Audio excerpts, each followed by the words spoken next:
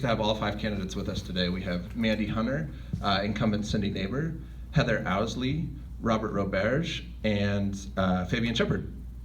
At this point, the candidates have already done a forum sponsored by the SMAC PTA, which was fantastic.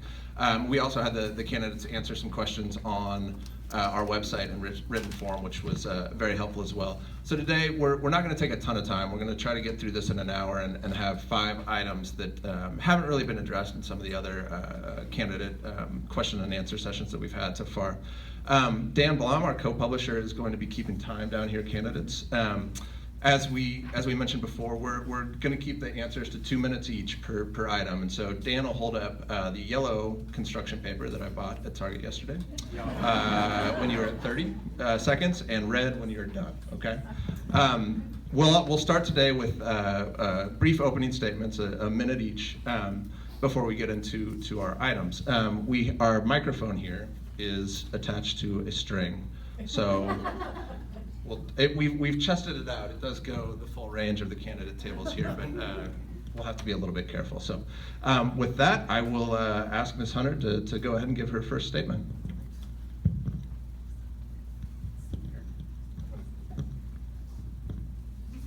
Oh, there you go. Yeah, here we go. I may not need a microphone. Good morning, everybody. Thanks for being here. Thanks to Jay for hosting this and publishing our responses, and for the donuts this morning. I am a Shawnee Mission West graduate. My children currently attend Corinth Elementary. I am an attorney. I have an office over in Mission. So I have transcended this entire district. I have seen the strains on the district firsthand. My mother is Renee Cerrone. She's been in the special education department with the district for almost 27 years. My mother-in-law, Kim Hunter, retired from Shawnee Mission West a few years ago after 20 plus years in the district. And I've seen the strains at my children's school. It's time for change at the local level. I am appreciative and so happy to have the support and endorsements of Mainstream and Education First, and also the local endorsements of Senator Barbara Boyer, Representative Melissa Rooker, Lenexa Mayor Mike Boehm. Thank you. I look forward to being part of this solution. Ms. Neighbor. Thank you for getting up so early on this Saturday morning, and fortunately the sun is out, and it's a pleasure to be here. I am the current incumbent for the Shawnee Mission School District. I worked with Kim Hunter for a number of years, and she's a wonderful, wonderful individual. Shawnee Mission is making a lot of changes right now. If you have not been over to the CAA, or the Center for Academic Achievement, we have 5 programs over there where kids will be coming starting in August, signature programs, and this will allow students to progress in technical areas or specialty areas, as well as looking at changing some of our curriculum so that every student has the opportunity to do the very best they can. Thank you very much for having us today, and I look forward to answering your questions.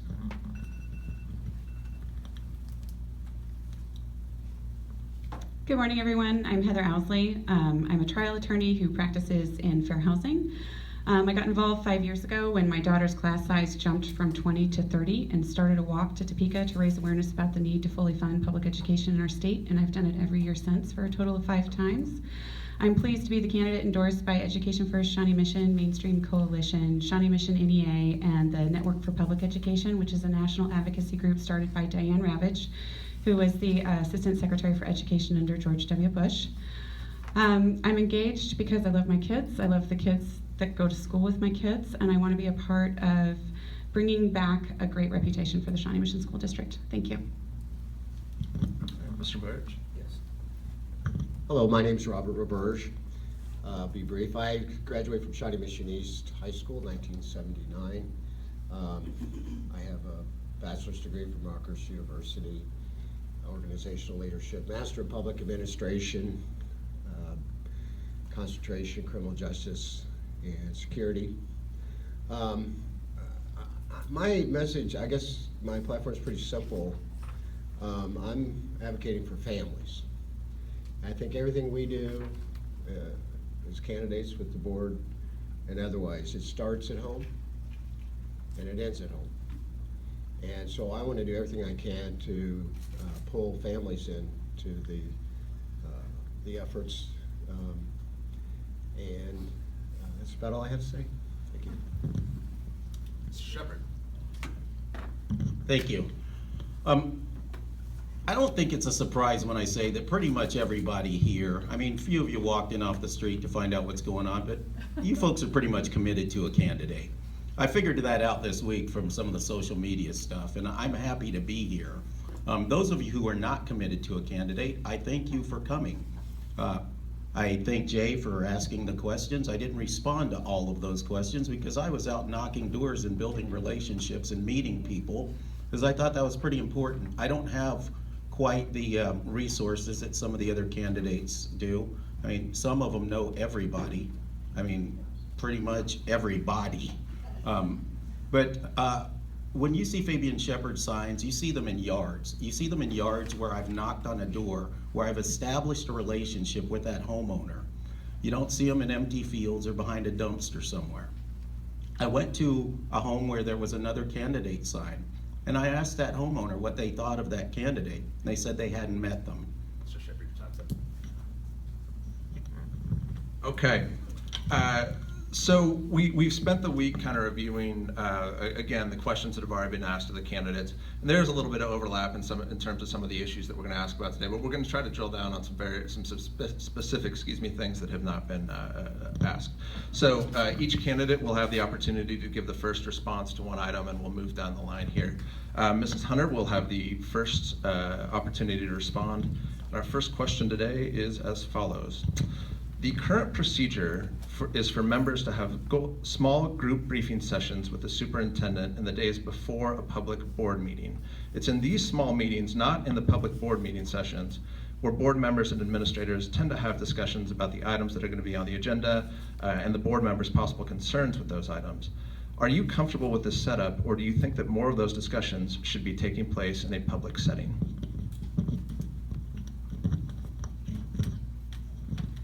As I mentioned in my response this week that was published in the Post, the transparency and openness of the discussions is imperative. So what has happened, and it's not unusual for superintendents to sometimes exercise what they call a 2-2-3. So what they'll do is they'll meet with board members. It'll only be possibly 2 board members and the superintendent. And this is not a quorum, so it doesn't trigger the requirements of a public meeting. And by doing this, there's no minutes and there's no record of the discussion in that meeting. That needs to change. As constituents of the district, we need to know how these decisions are being reached. Most of the decisions that the board is making concern the use of our tax dollars. We need to know what they're asking. Are the discussions relevant? Are there even discussions being had? Also, as we go forward, it is imperative that we are hiring a superintendent that will operate with openness. We need to be asking the superintendent in the interview process how they have operated previously in their other districts, how they intend to go forward, and what their reasons are for it. We need openness. We need these discussions. We need a record of it, and the constituents of the district, they need to know how the decisions are being made at the board level. Thank you, Ms. Neighbor. Thank you. One of the opportunities that all of you will have in the near future is that after we contract with the search team for a superintendent, you'll all have the opportunity to do a survey online. This is the same process that has taken place over the last 3 superintendents or more. And it lets every public person put in what they want to see in a superintendent.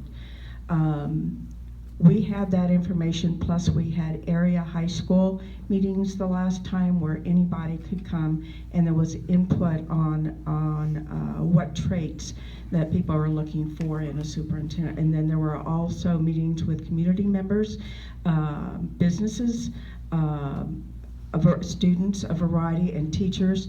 And at that point, it was decided, then the search team came back with what the results of that were. And I will tell you that based on the results of what we received, we were 99% in coordination as far as what was out there. So it was very, very positive, but that's a great time for you to have that input, and it is open to everybody. We had a good response the last time. Second of all, on the consent agenda, what we have, and yes, we do have meetings the week before on a Wednesday, and we ask questions about what's on that agenda. And if we have deeper questions, we are given the information from the director or the associate superintendent of that particular department. So we do have that opportunity. And on that consent agenda, there are usually things that, and I can't remember them being really debatable in the past, that are just common day, everyday decisions that do not require a long drawn out explanation, but certainly the public can ask. Transparency matters because transparency is how we build trust between the community and leadership. When leaders meet behind the scenes, we have no way to verify if what they're doing matches what they're saying. And so we have to have a record of what their discussion is. We have to have a record of what their questions are, because we need to know what their motivations are when they make a decision. And so while I think it's fine to gather information so that you can be prepared when you go into a meeting, I think you have to be willing to ask those questions in front of everyone else so they too know the answers, and so they too buy in and have trust in what your decision is. Thank you very much. Mr. Roberge. Okay. There's nothing in Kansas Open Records Act or Kansas Open Meetings Act, that's what we're indirectly referring to. This says we can't talk to each other. Quorum rules are very solid in preserving the integrity of something that goes back to Robert Kennedy's legacy. Civil Rights Act of 1964. FERPA, Family Educational Rights Protection Act, Freedom of Information Act, Privacy Act. Nothing there says we can't talk to each other. If information is not put into a system of records, can't be redacted or edited, can't be requested, and the thing is, virtual learning is a bridge into community engagement that can contain critics with experts, so the rest of us can see when the hard questions are asked what's happening. It also bridges the family for English language learners, special needs students, and I believe that we need more interaction, advisory committees, and contained ways to hear what people say, but we can't put the cart in front of the horse. We need a policy, a vision with clear goals and objectives before we go off on a tangent to find a superintendent. We need to be able to tell them, this is what we want to see in 10 years, and then look at, beyond their requirements, their character. How have they done this? How do they see this? Because that essentially is missing, and we can easily restore it and repair and mend and leverage our strengths through virtual learning.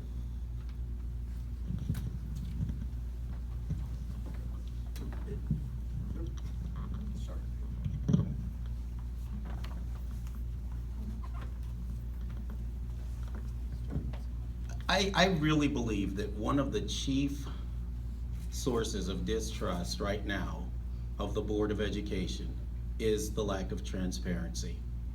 Everybody that I meet talks about that. I think it is the root cause. We do have to have open discussions. You people are here because you want to know what's going on. People want to know what's going on, and especially when it's our tax dollars at play. I think the biggest thing that I hear coming up time and again is judgment. There are questions of judgment. I do not believe that the board members are hiding in a back room like Lex Luthor going, how can we tear things up? But there are some serious questions of judgment. Now, Ms. Neighbor talked about the fact that Dr. Southwick is now doing 2 jobs. I have a friend that just retired from the district. She wasn't pleased, but she felt like it was time. She had to retire. And what she said was she was doing 2 jobs. Now that she's retired, the district has decided to post 2 jobs to fill her spot. Anybody else think that's kind of goofy? It's not just the educators that are in a bad way right now. There are other staff positions that are struggling. These people are hurting. And as a board member, I will make sure that the first thing I do is let those people know that help is on the way. I will reach out to them. I will have meetings. I think the district should have a clear, established, open door policy. Thank you very much. Okay, our second question, we will begin with Ms. Neighbor giving the first answer. The question is this: for years, Shawnee Mission's legislative platform has officially called for a change to the school finance formula passed in 1992, pointing out that it shifted Shawnee Mission tax dollars to districts in other parts of the state. The formula approved by the legislature last month largely mirrors the 1992 formula's schematic. Are you comfortable with that approach to school funding, or do you think Shawnee Mission should continue to call for significant changes to the way Kansas K-12 schools are funded? Shawnee Mission is in a unique position. We are different than any other district in the state of Kansas, and what I believe in the formula that was just done is that I don't believe it's constitutional at this point because of certain things that are inside the bill itself. And we won't know that until the courts decide next Tuesday. They will have oral arguments, and then they will make a decision. As the bill stands now, I think there are some things in there. Money is one thing.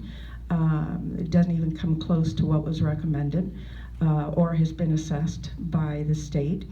And we're looking at $920 million is what was stated as to be the charge, but instead we're getting this next year $184 million. So, and then they want to tie it to the CPI. 3 years ago, the CPI went down to negative 0.63, and I don't think that the courts will allow us to depend on that particular part of the bill because it doesn't promise any new funding or supportive funding or sustainability of any type for reliability. I also think there's some parts in there about vouchers that will not hold up, and the tax credits that they are going to allow. So there are a lot of things. Will school open? Yes, school will open. And kids will have a smile on their face and we will be ready to go. Now, what they put in place and how the legislature addresses that may not be through a special session, but certainly may come when we go back into session to correct what needs to be corrected. So hopefully we won't be back at $43,000 a day to clean up what we should have already done. So again, the question, are you comfortable with the approach, the current approach to school funding, or do you think Shawnee Mission should continue to call for significant changes to the funding? I think we should continue to call for changes, but we also have to be all inclusive of the state as a whole also. Thank you very much.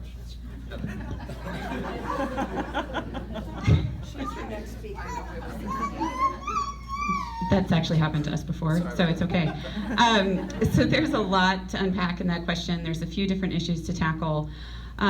One, lots of folks from across the state moved to Johnson County because of who we are and what we offer with regards to our economics and our schools. And so I want to make sure every kid receives a quality education because they could very well be a future Johnson Countyan or a future member of the Shawnee Mission School District area, and I don't want to leave anybody behind.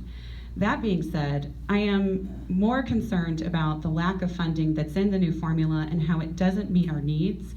And I'm more concerned with what I see are problematic distributions of the tax credit scholarships to private schools, which drains the money in the general fund, which is provided to public education.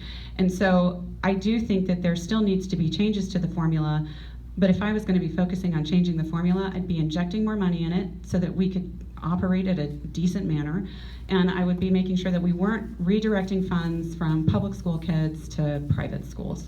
Thank you. Thank you very much. Mr. Burge. Yes. Great question. You know, I for a long time, I've tried to understand all the stuff that goes on in Topeka. And, you know, the thing is, the state constitution, it started with the 4th edition. You know, Kansas became a state January 29th, 1861. First suffrage state, first state in the country to give women voting rights. That's pretty significant. But anyway, not to go off on a tangent. It says that the state will fund education, right, in a realistic way, but that's vague. And so, setting aside that debate, I think we need to look for ways to take what we have, regardless of what happens in Topeka, continue to push for legislation and support, not to just do the right thing in the minimum, but to do what's right and really fund education, understand how it leverages families, community cohesion and all that. We have to look for other ways. Virtual learning is one, where the state will fund 1.5 for each student, not 1-to-1. That means up to 50% increased revenue. However, there's some hurdles there, right? They also say if you're on an individual education plan, IEP, which is what is required for students that are eligible for special entitled benefits, that you can't be in virtual learning. And so I see it as an opportunity not only to reduce the scope of influence, which is sort of like class size. They say that anytime someone has to manage more than 5 people, each additional person, they lose the ability to manage that person and the team. And if we've got class size of 25 to 35, knowing that anytime over 5, with virtual learning, we're able to use the same dynamics in the curriculum, but to automate it and reduce the burden on teachers to give them more power. Also, USDA certified organic vertical gardening, right? We can use that in the schools to feed and also the surplus to sell, additional revenue. Thank you.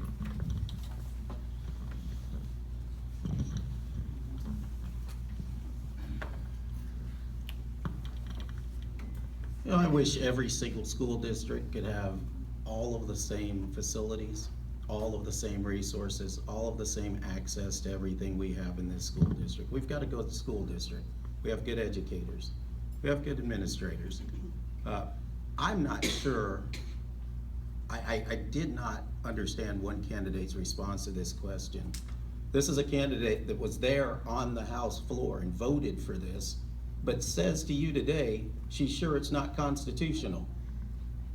In what bizarro world does that make sense to you folks? Just quickly, Mr. Shepherd, Ms. Snyder did not vote in favor of that. Is this counting against my time? No. All right.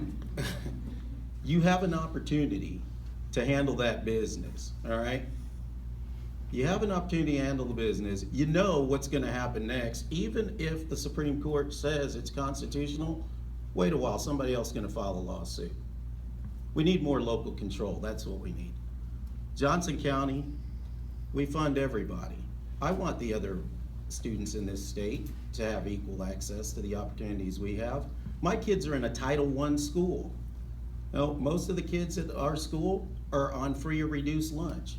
I'm an hourly wage employee. You know, it matters to me that our schools are funded. That having these you know, things that people can rally around, whether or not it's the right way to go about it or not, that's not adequate for funding our schools. What we need to do is take a common sense approach.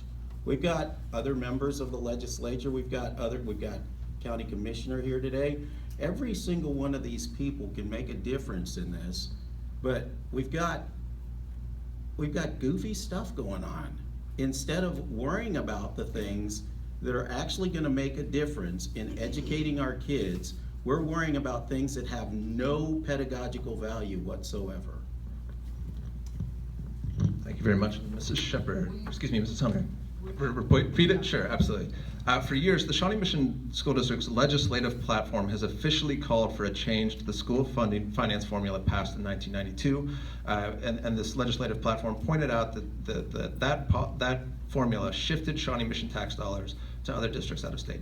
The formula approved by the legislature last month largely mirrors the approach taken in that 1992 formula. Are you comfortable with that general approach to school funding, or do you think Shawnee Mission should continue to call for significant changes to the funding formula?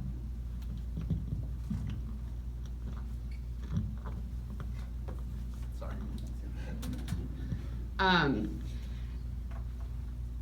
As a local school board, the creation of the school finance plan is out of our control. But what we can control is advocacy, taking ownership of that process, and how we're gonna allocate the funds that are given to us. We have had a superintendent who has promoted the block grant, which was ruled unconstitutional. And then in, I believe, January of this year, he also rolled out his own finance plan that removed the cap from the local option budget, which the local option budget, it includes property tax and sales tax, which all is part of the budget that is used by our school district. This is also unconstitutional because of the inequity. The Supreme Court has asked the state to create a finance plan that is equitable, and we have to do that. The other thing that we need to do is look at the allocation of our funds. Hire a superintendent, create a finance committee that can craft a budget that is presented to the board that looks at how our funds that we have are allocated. We don't have that right now. Our budget is in the hundreds of millions. We need somebody looking at this to present it to the board for their approval. Thank you all very much, and for managing our court here. Item number 3, we'll start with Mrs. Owsley. In May, the district's Commission on 6th Grade Alignment issued its report looking at the advantages and disadvantages of shifting 6th grade to the middle school setting. And just to note, that commission did not make a recommendation about which way the district should go. And also just to note, Shawnee Mission is a bit of an outlier in that it has 6th grade at the elementary school level instead of the middle school level. Do you think 6th grade should remain in the elementary school, or should it move to the middle school level? And how should the district make its decision on the matter?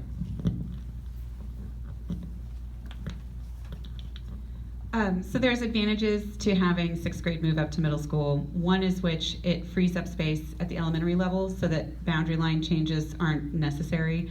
There's overutilization happening at a lot of elementary schools, and rather than shifting boundary lines, if 6th grade is moved up to the middle school level, it opens up space in the elementary schools. And folks are notoriously not necessarily open to boundary line changes. That being said, Shawnee Mission likes having its kids in elementary at the 6th grade level. I do have a friend who sat on that commission, and she said they looked at various reports to see how it impacted children, and that one way or the other, children tend to do fine either in the elementary setting at 6th grade or in the middle school setting. So the advantages of moving up to middle school would be they get to have additional specials or additional concentrations on certain subjects. I know that they look at kind of segregating the 6th graders so that they're not interacting as much with the 7th graders and the 8th graders, and it kind of eases them into the transition at middle school. So depending on how the overutilization of our elementary schools is going, and depending on how that then might shift the burden to the middle school level by moving those 6th graders up there, and whether or not that would require the need for additional middle school buildings. I know what would have been our middle school, Antioch, is now where the Success Center is. So, you know, I don't know if we have the capacity. So there's a lot of issues that have to be looked at before somebody can make a decision as to whether or not to shift that, and we have to get those answers first.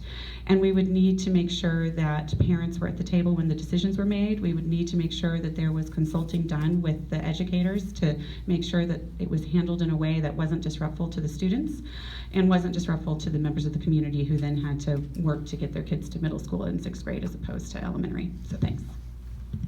Mr. Bursch. Yes, I'm going to segue from the previous question, the 1992 formula for funding.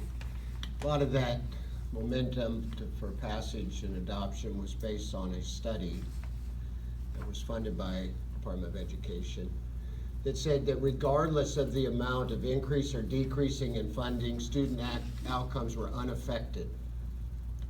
And I also found when they drafted the original Constitution, the part about public school is a moral requirement. I agree with that totally. The thing that they crossed out in the 5th edition said that every school needed to be within walking distance of the home of every student. Now, I think virtual education sort of virtually provides that, but the point here is that I went to Ridgeview Elementary School. It's now Kansas City Christian.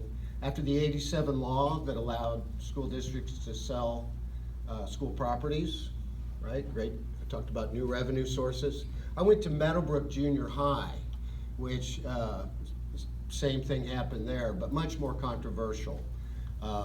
Whenever we build or shutter or change schools, it affects the families in the neighborhood. My daughter's going to be a 5th grader next year at Oak Park Carpenter. We could throw a rock at the school. If she has to go to Mission Valley, that's a long drive. These things are disruptive to families. Like I said, everything we do, it starts with the family at home in the morning, it ends with the family at home in the evening. And I think we need to look at that. And we talk about open communication, interaction.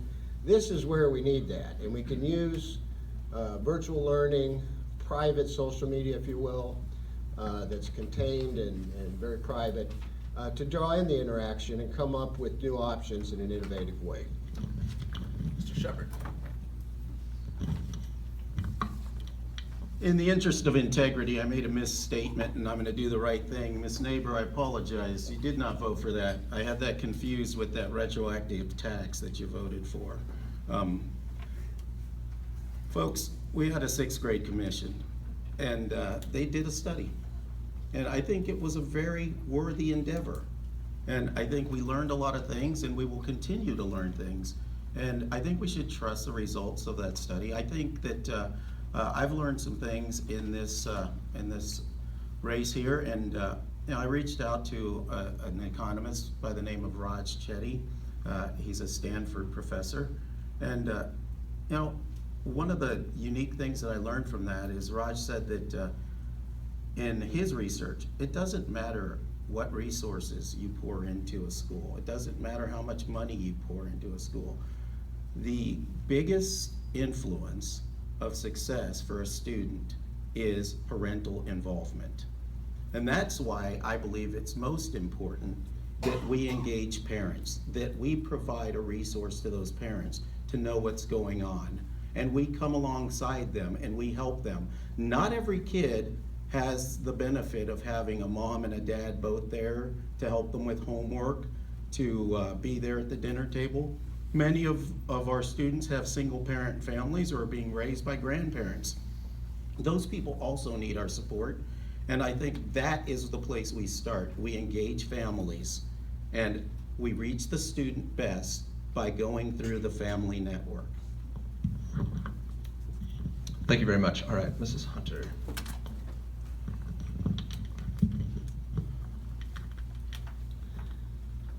Our schools are our communities, so any change concerning our children shouldn't be taken lightly. It's scary to think about that. I've read the task force report that was provided by the group that Dr. Henson put together, and it doesn't provide a recommendation. It says it provides pros and cons for both. I'm willing to look at it with an open mind, but it doesn't say how this would be implemented. We don't know if there's physical space in the district in order to get this done. So I think it's premature to make a decision about this. Any decision that we make concerning moving our children into the 6th graders into middle school, it needs to be data based. We have to look at data see whether it does benefit those children to move them up. And we need advisory boards. We need parents, teachers, and industry experts to be looking at how this is going to be implemented, how it will affect us, the practical impacts on teachers and on students. And so I recommend that we go forward with that before making a decision on 6th grade. Mrs. Neighbor? Thank you. I do want to go back. There was one comment made about the budget and its ability to be read. I will tell you that Shawnee Mission, over the last probably 10 years, has revised how that budget is written, so it is very, very user-friendly. And in fact, it has won awards because it is user-friendly and it's one of the easiest budgets to understand. So I'll be glad to get you a copy of that. And next of all, the 6th graders going to middle school, what we have to be ever mindful of is, I know we've talked about elementaries up here, but we haven't talked about the number of students in a middle school yet, and those middle schools are full. They used to have over 1,000, I know, at Hawker Grove, and then they had gotten down to 500-600. So we have some now with 800 or 900 kids in them right now. And so I think when we assess this need, we have to go back, and we have a team that has been comprised of administrators and parents and groups to look at, is it a good idea to move up? What is the academic impact? What is the data that is out there? No decision has been made, but what we will have to do if they are moved is look at another possibility for another middle school and where we put that. So there is a lot more work that needs to be done. Nothing is decided yet, and before that decision is made, that will involve a lot of the community input. Thank you very much.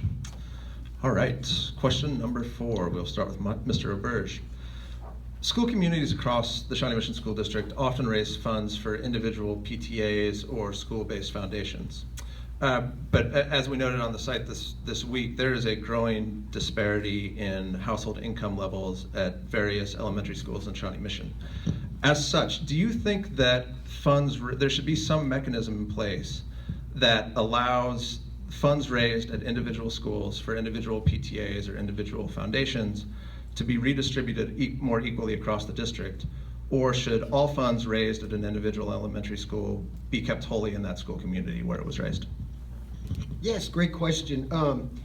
First, I want to segue from the previous question, and I have read the budget, and although we spend $19,500,000 a year on leases for hardware, computers, laptops, or $0 on virtual learning, zero, big fat zero. And no wonder we have concerns about that. The opportunity for school to work policy, okay, on-the-job training, certifications that allow students when they graduate with a degree, a diploma from our high schools, that they immediately can get a job at the fire department or pursue healthcare from sort of climbing the ladder from an EMT position. I believe I'm very strongly centered in sustainability, environmental recycling. I believe that we can have sort of like community gardens in the schools, USDA certified organic gardening that gives students sort of a job.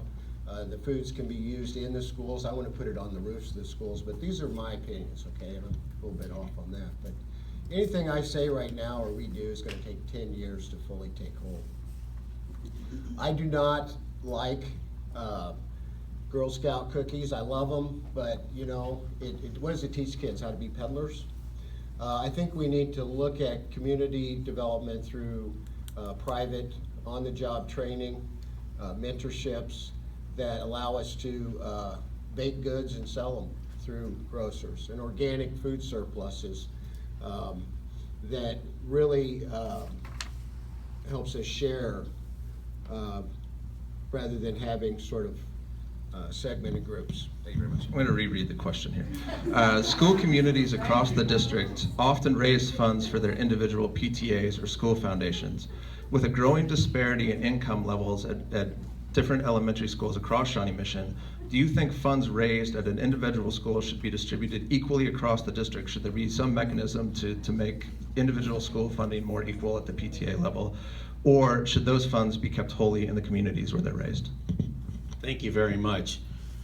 That is an extremely well thought question because there is inequity across the district.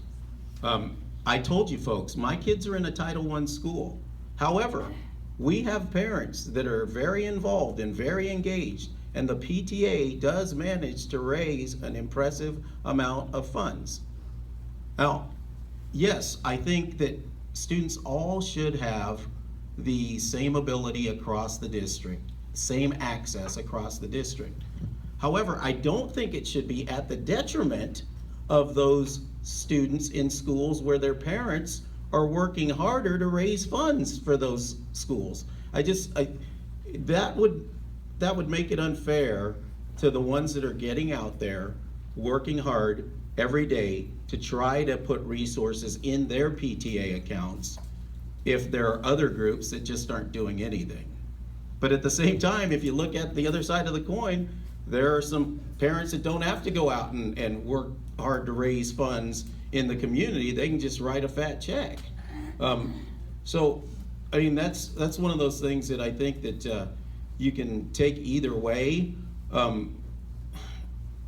As I think it through, I think,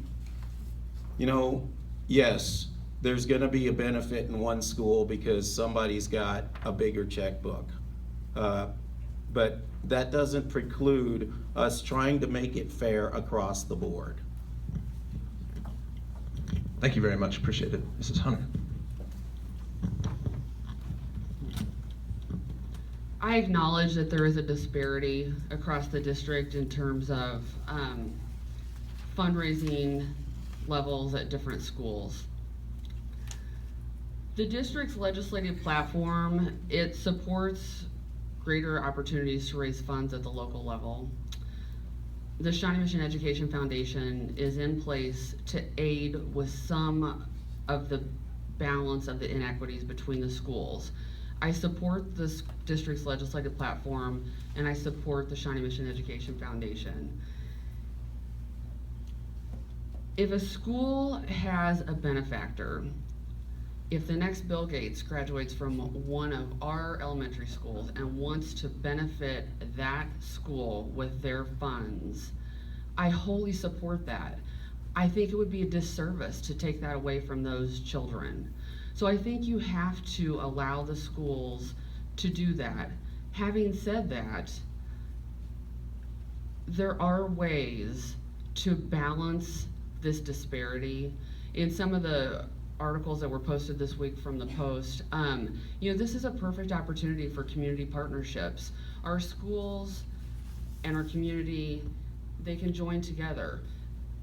Churches have adopted people, local businesses can adopt, and when I say adopt, they can assist. You can form an initiative that would partner with these local entities that will support the local schools. There are ways to raise funds at all levels and decrease the disparity in the fundraising for our schools. Mrs. Neighbor. I think there are times when I'm on the fence about this a little bit, and I'll give you some examples. Wood floor was put in at Corinth. They're having a new school built. They were very upset when that floor was going to be taken out. They wanted us to build the new building around their gym floor, based on their gym floor, and that wasn't the design of the school. So when people give things to school, any benefactor, any PTA, any family or parent, that becomes the sole property of the district. And we have to maintain it. So PTAs I belong to PTA, and we could not do anything without our PTAs. I'll be very honest with you. The number of thousands of hours that they put in is absolutely incredible. But once it becomes under our purview, we have to maintain the gardens that people leave. We have to maintain the floors that maybe weren't put in right the first time, or anything like that. So it becomes our job to maintain those, which adds another expense. So I think there are times when the will of the people, which is great, we wouldn't have a lot of things that we do now without that kind of help. But at the same time, we need to think about whose property it becomes, how are they going to maintain it, and is it fair and equitable to the other schools in the area. We have PTAs with high balances, we have PTAs that don't have a high balance just based on their demographics. And so I think there are times when gifts are given that they need to be looked at to see how long are they going to be there, who's going to maintain it, what the cost is, and the overall disparity or inequity that it causes across the district. Mrs. Owsley. I believe that the disparities really became apparent when we started getting all of these funding cuts to the district from the state level, because parents swooped in to try and buffer their kids from what was coming. And so the parents who were able to swoop in did, and the parents who weren't able to swoop in felt the burden that was shifted onto us by the state. And so as we go about repairing our state's budget and we go about getting additional funding for the district, I think some of that may ease up simply because we're better able to meet the needs of our kids with the funding that we're supposed to be getting under our Constitution.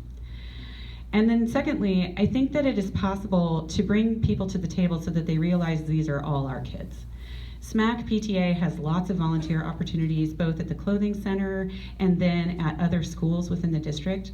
And if we can encourage folks to come in and volunteer at schools besides just their own child's school so that they can see the kids. Once you see kids, you're wedded to them. You're not going to leave them behind. And there's certainly opportunities within our districts at schools who don't have the resources to have a PTA. I know Shawnee going in next year, SMAC PTA is going to be functioning as their PTA. And we could absolutely create a culture and an environment in which we shepherd everybody in together. And then once that happens, once we're volunteering with everyone and once we've seen everyone, and then we get the additional funding, this might somewhat correct on its own. I don't think that there's a political power there to stop people from donating to their kids' school. I think you have to start by inviting them to the table to help other people. Thank you all very much. All right, we have arrived at our final question here, and we will start with Mr. Shepard. Medical associations like the American Academy of Pediatrics and advocacy organizations like Common Sense Media in recent years have put out recommendations encouraging parents to limit the amount of screen time that young kids get. Given those recommendations, what's your opinion about Shawnee Mission schools using iPads as a primary teaching tool for kids in kindergarten through third grade?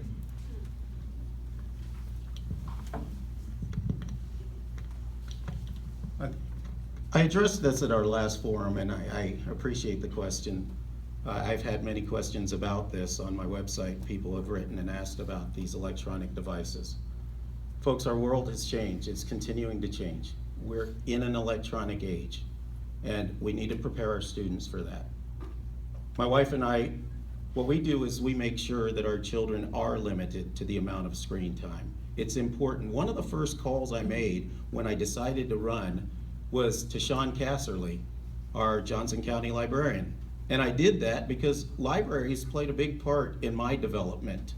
I have English as a second language. I wasn't born in this country. And so I spent a lot of time in the library learning things in books. My kids still utilize books in our home. Our favorite gift to get them is books, and they love books, and we're happy for it.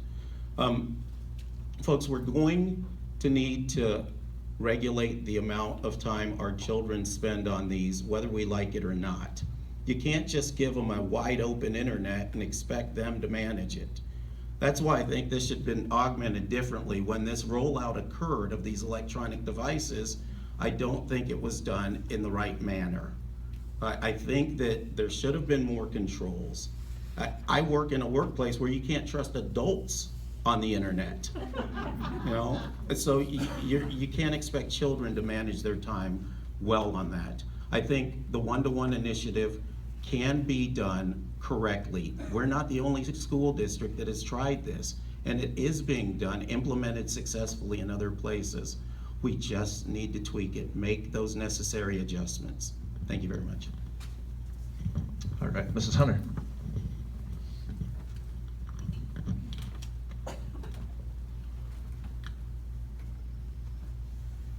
I think technology, it's here to stay, so we have to deal with it. The rollout of the one-to-one initiative in the district left a little to be desired. You know, as a parent to children in elementary school, there's a couple concerns. I mean, one of them is, what is the effect of these devices on the cognitive development of children who are still growing? You have concerns about their eyesight. You have concerns about those physical things that a tablet or you have concerns about the physical effects that it could have on the children. And I don't know that we have the data to show that there was a benefit for this. This goes back to the transparency. We don't know what discussions were had when the district decided to implement this initiative, and whether that data was present to so that we would know whether this is a benefit and whether these concerns shouldn't be concerns. Another so you've got the concerns about the physical aspects, but then you also have the concerns about the practical aspects of, you know, a lot of us have made decisions to limit our children's screen time, and when the district mandates its use, the district is taking away that power from the parents. So you've got, as parents, we have those two concerns, and then the teachers, I hear those concerns as well. The teachers needed additional training, but I will say that the opportunity is still there to make changes. We can have an advisory board, parents, teachers, industry experts, and we can turn this around because we do need to embrace the technology. Thank you very much, Mrs. Neighbor. Thank you. We actually started putting computers in Shawnee Mission when Dr. Chopra was here. Not the one-on-one, but that's when we started. It was IBM that we had in place. Through that period of time, we have since done the one-to-one, and when that was enacted a couple of years ago, we started with 10 elementaries. We didn't do all the elementaries at one time because we knew there was a learning curve. We knew there would be issues that we needed to look at. We knew that staff development was important, and what kind of staff and development did we need to have. So this was not done in a month or two. It took several years of preparation. And I can tell you that our classrooms don't sit there in the entire time and just look at computer screens. A computer is used as a tool in the teacher's collection of what they can use. There are books, there are paper books, there are computers and iPads. I mean, why do you think your child can pick up and make your phone work better than I can? I mean, we've all had them pick it up and go, oh, I can do that instantly, and we feel like we're crazy or we're fools. And the thing is, they have been brought up with this. Do they need to be limited on time? Yes, they do. And the school has just as much responsibility in that as a parent does. So parents also have to be mindful of what their children are doing on the computer. We have tried to put safeguards in so students won't go to the wrong sites, but as you and I all know, they know how to beat the system. And they knew how to beat it long before we did. So if you ever have a question, go to your child and let them show you how they get around the wall. Mrs. Owsley. So we know that there's disparities in access to resources in our district, and it is really important that kids who might not otherwise have access to that technology have access to that technology. We don't want someone to be disadvantaged because they aren't familiar with it. There are absolutely families in this district that could not afford an iPad or a MacBook, and it is nice that they have the opportunity to have their children use those. That being said, there isn't an opt-out option if for some reason your child doesn't do well with that technology. If you have a kiddo with ADHD, or if you have a child who can't focus while they're looking at a screen and that's not benefiting them in the classroom, we don't have an opt-out. And that's problematic. I mean, you should be able to say, this isn't working for my kid and I want to restrict their use, or I want them to be able to journal with pen and paper. There are studies that show you retain information differently when you read it in a book versus reading it on a screen, that you comprehend it differently when you write it with your hand versus punching numbers. That research has been done at Stanford and at Harvard. And so whether or not that was taken into consideration and whether or not it was looked at, there's a balance to be had, and I certainly think we can reach it. We just need to be informed moving forward and making sure we're consulting with parents and making sure that they have the final say in how much information or how much access their kids have. Mr. Roberge. Yes, again, the correct term here, virtual learning, that's literally what we do with the hardware devices. The best resource, don't take my word for it, is the Kansas State Board of Education. They've got all the tools, okay? The Shawnee Mission School District, I've read the whole budget. It is a very comprehensive budget. Spent $0 on this. I'll be a little anecdotal. I have to go back, and everybody remembers the Pilgrims, right? Well, they were Puritans, and the thing called the Puritan ethic. They thought anything too good was bad, and mincemeat pie at the time was the true delicacy, and they actually put meat in it, so it had all of the stuff, the same stuff called pizza has. But Puritans made it illegal because they couldn't figure out how to explain to the youth that they couldn't just eat mincemeat pie all the time. You know, it has to do with containing, the Truman Doctrine, right? How do we control communism? We contain it. We need to contain screen time through conventional, traditional rules with strong leadership. In other words, focus it on study plans. Focus any of it on research through electronic libraries. And I think that the fact that they will fund 1.5, they give 50% more funding for students that are in virtual programs. We can have a policy, but there's restrictions and barriers to that as well with the state legislature and the Department of Education. The other thing is 1979, I graduated from Shawnee Mission East. I was on the school senior gift. We gave a first edition IBM PC, the first one that came out. We wanted to get the Macintosh, but they cost twice as much. And we settled on that. We put a sticky note on it to the Dr. Chopra and the board, saying that we wanted to see a computer in every school, every student eventually. It took 38 years. And they've had plenty of time to figure it out, but All right, thank you all for answering our questions. We've got brief closing statements, a minute each here. Mrs. Hunter.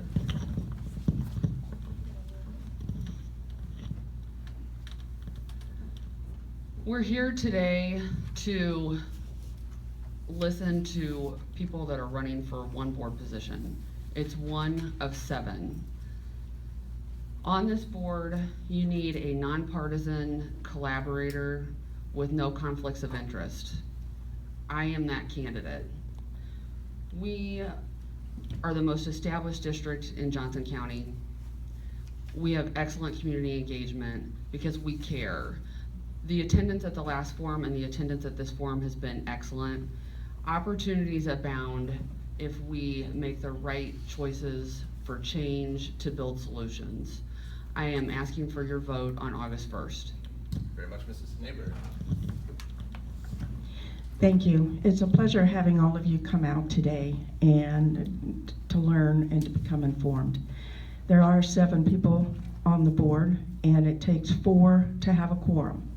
One person cannot fix everything. It's a partnership, and it's a partnership with the community and our kids and our parents, our business owners, and everyone that's out there. I ask for your support on August the 1st.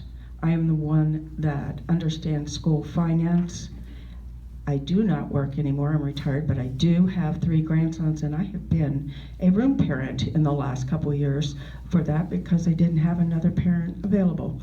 So I am a very strong advocate for our education system, have a passion for working with kids, and I thank you all for sharing your morning with us today. Thank you, Mrs. Owsley.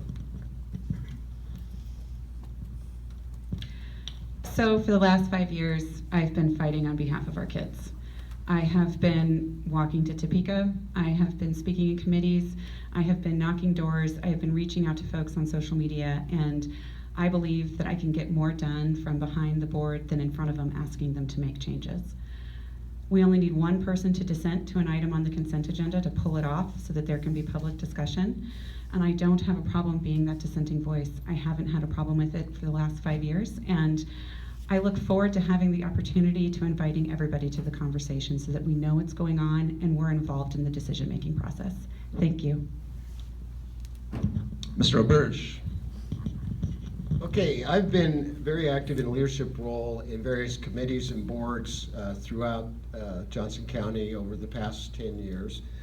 I think that this is similar in that it's a nonpartisan volunteer. Board members don't get paid. But it's highly political, and I think we have representatives here that have great alliances, which you may find important, with the Republican Party, also with the Democratic Party, and maybe others. But the point is, I'm the only candidate advocating strictly for families and education. The only one that's reached out and advocating for the Hispanic community. And I'm the only one that advocates for public-private partnerships using public financing to develop our communities that helps solidify our families. Thank you. Mr. Shepherd. Thank you very much. Thanks for doing this too, Jay. This has been pretty good. Folks, I got into this because I got fed up with some of the things that I was hearing on the news and the things that I was seeing. And I attended some board meetings, and I didn't like any of that either. I don't have a spouse in the legislature. I'm not in the legislature.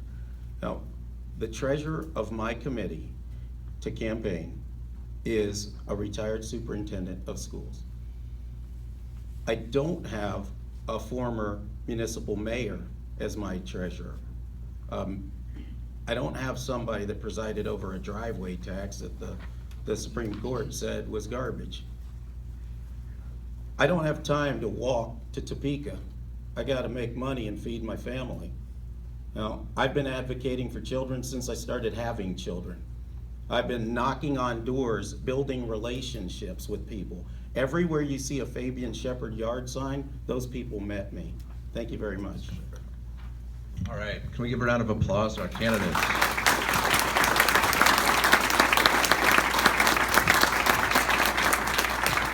A couple of quick notes here. The room is open until 11 o'clock, so for any candidates that are able to stay, please feel free. We're hoping that you all will have time to ask any follow-up or individual questions that we didn't get addressed today or before. Thank you all so much for attending. Reminder, next Saturday morning, same time, different place, the Lenexa Community Center. We will have a forum for the candidates for the Shawnee Mission West Board of Education seat. Mr. Denny, Mr. White, I don't think, is Mrs. Guy in here? Have I missed you? No. There'll be different questions, so get ready. Election day is August 1st. Head to the polls. I should know this. Stephanie Sharp, do you know when early voting opens? Monday, okay, so in-person early voting is Monday, mail-in is already going, but if you want to show up in person before Election Day, you can do so Monday. Thank you all so much for coming. We will have this entire thing posted on the site on Monday. Have a great morning. What's the website? ShawneeMissionPost.com. Great website, by the way.